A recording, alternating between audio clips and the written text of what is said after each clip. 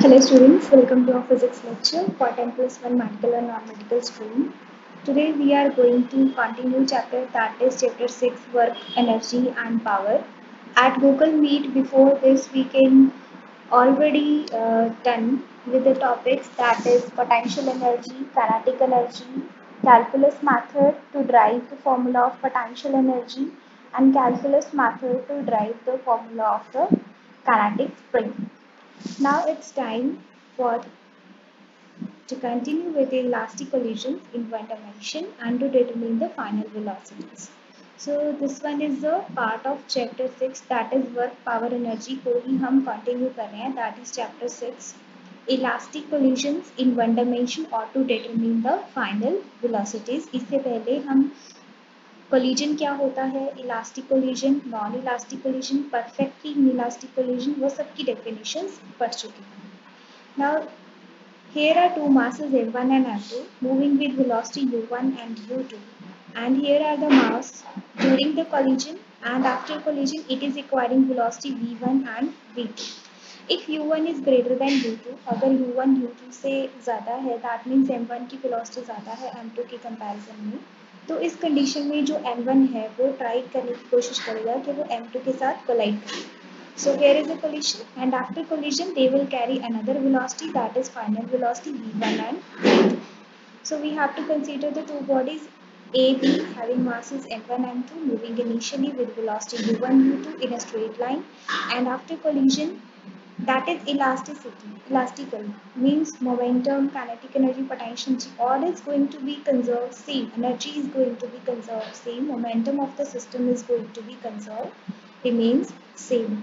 And V1, V2 are the final velocities after collision. So before collision, momentum of system is m1 u1 plus m2 u2, and kinetic energy of the system is half of m1 square m1 u1 square plus m2 u2 square. And after collision, momentum of system is m1 v1 plus m2 v2, and kinetic energy is half m1 v1 square plus half m2 v2 square. Since the collision is perfect elastic, so momentum and kinetic energy remains conserved, जैसे कि मैंने पहले बोला आपको. So that means momentum before collision is equal to momentum after collision.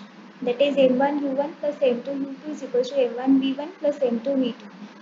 m1 u1 minus m1 v1 जो first body का है सारी टर्म्स को हमने एक साइड ले लिया है, सेकेंड बॉडी के लिए बाकी टर्म्स को हमने एक साइड ले लिया. तो m1 u1 minus m1 v1 is equal to m2 u2 minus m2 u2, m2 v2 minus m2 u2. So यहाँ से m1 कॉमन निकाला u1 minus v1, m2 common निकाला v2 minus u2. So let it be question number 1. Also, along with the momentum, the kinetic energy remains same. That means before collision and after collision, the kinetic energy will be the same. That is half of m1 u1 square plus half of m2 u2 square is equal to half of m1 v1 square plus half of m2 v2 square. So from here half अगर हम common ले लें इन सब में से, तो ये जो अगर मैं ये कहूँ कि मैंने पूरी इक्वेशन को 2 के साथ मल्टीप्लाई कर दिया, 2 के साथ मल्टीप्लाई करूँगी तो जो डिनोमिनेटर में 2 है वो कट जाएगा. सो इक्वेशन क्या बन जाएगी, m1 u1 square plus m2 u2 square is equal to m1 v1 square plus m2 v2 square. तो इसी इक्वेशन को आगे सॉल्व करते हुए जब मैं m कॉमन लूँगी that is u1 square minus v1 square is equal to m2 v2 square minus u2 square. A square minus B square का फॉर्मूला होता है A plus B into A minus B. उसी तरह से u1 plus v1 u1 minus v1 साथ में m1 is equal to m2 u2 plus v2 into u v2 minus u2. Simple formula लगाया identity that is a square minus b square की that is a plus b into a minus b, v2 minus u2 v2 plus u2. So this one is equation number 2 and this one is equation number 1. And when we divide both the equations, equation number 2 divided by equation number 1, so you got m1 u1 minus v1 u1 plus v1 divided by m1 u1 minus v1 is equal to m2 u2 v2 minus u2 v2 plus u2 m2 v2 minus u2. अब ये term इसके साथ cancel हो जाएगी, similarly ये term इसके साथ cancel हो जाएगी. तो इससे क्या हो जाएगा, u1 plus v1 is equals to v2 plus u2. That is u1 minus u2 is equals to v2 minus v1. So here हम देख सकते हैं दैट रिलेटिव वेलोसिटी, ए की वेलोसिटी दूसरे के with respect to separation before collision is equals to relative velocity of separation after collision would be the same। देखिए जब हम वेलोसिटीज का डिफरेंस लेते हैं फर्स्ट और दूसरी बॉडी का, उसकी इनिशियल वेलोसिटी का डिफरेंस और फाइनल वेलोसिटी दोनों बॉडीज का डिफरेंस, दैट मीन्स हम बात कर रहे हैं relative velocity. So relative velocity before collision किसके बराबर आ जाएगी, relative velocity of separation after collision. अब हमें डिटरमिन करनी है final velocity. Final velocity determine करने के लिए अब इक्वेशन नंबर 3 इक्वेशन से मैंने v2 निकाल ली। v2 is equal to u1 plus v1 minus u2। अब v2 की वैल्यू अगर मैं 1 इक्वेशन में पुट करती हूँ, v2 की वैल्यू मैंने इक्वेशन 1 में पुट की, तो यहाँ से मेरे पास सोल्यूशन आ जाएगा m1 u1 minus v1 is equal to m2 v2 minus u2। So m1 u1 minus v1 is equal to m2, v2 की वैल्यू पुट कर दी मैंने यहाँ से u1 v1 minus u2, u1 v1 minus u2 again minus u2, m1 u1 minus v1 is equals to m2 u1 plus v1 minus 2 u2। So यहाँ से m1 u1 minus m1 v1 is equals to m2 u1 plus m2 v1 minus 2 m2 v2। तो अब यहाँ से मेरे पास क्या आ जाएगा, m1 u1 minus of m1 v1 is equals to m2 के सभी के साथ क्या कर दिया मैंने, मल्टीप्लाई। अब इसके बाद मैंने क्या किया, v1 वाली टर्म्स एक साइड ले ली, v1 वाली टर्म्स एक साइड ले ली, बाकी की टर्म्स एक साइड ले ली। तो v1 वाली टर्म्स एक साइड लेने के बाद मेरे पास क्या आ जाएगा, राइट हैंड साइड पे m1 plus m2 into v1, और लेफ्ट हैंड साइड पे मेरे पास क्या आ जाएगा, u1 m1 minus m2 plus 2 m2 u2, और यहाँ से v1 क्या आ जाएगा मेरे पास m1 minus m2 u1 plus 2 m2 u2 divide by m1 plus m2। और मैं ये भी कह सकती हूँ m1 minus m2 divide by m1 plus m2 u1 plus 2 m2 u2 m1 divide by m1 plus m2। तो बेसिकली इस जो डिनोमिनेटर को मैंने अलग से ले लिया है दोनों ही न्यूमिनेटर टर्म्स के लिए। सिमिलरली अब आप देख सकते हो मैं v1 की बात कर रही हूँ that is m1 minus m2। मैं सिमिलर वे में जब v2 का एक्सप्रेशन ड्राइव करूँगी तो मेरे पास क्या आ जाएगा, m2 माइनस m1, सिर्फ यहाँ पे चेंज आएगा। इसके बाद m2 की जगह बस m1 आ जाएगा, m2 की जगह m1 आ जाएगा और डिनोमिनेटर सेम रहेगा। So this one is for v2। From equation number third v1 is equals to v2 plus u2 minus v1, यहाँ से इस थर्ड इक्वेशन से अब मैंने किसकी वैल्यू निकाली है,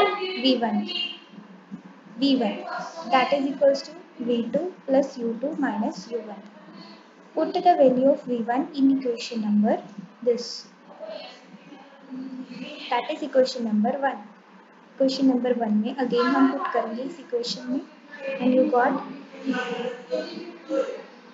that is equals to m1 u1 minus v2 minus u2 plus u2 is equals to m2 v2 minus u2, यानी कि मैंने v1 की वैल्यू यहाँ पे पुट ऑन कर। उसके बाद सभी टर्म्स को सॉल्व करने के बाद उसको पैडिंग करने के बाद v2 वाली टर्म्स हम एक साइड ले लेंगे अगेन जैसे हमने v1 वेलोसिटी निकालने के लिए किया था, और बाकी की टर्म्स हम एक साइड ले लेंगे so that you can find v2 वाली टर्म्स हमने एक साइड इसीलिए ली क्योंकि हमें फाइंड करनी है v2 वेलोसिटी।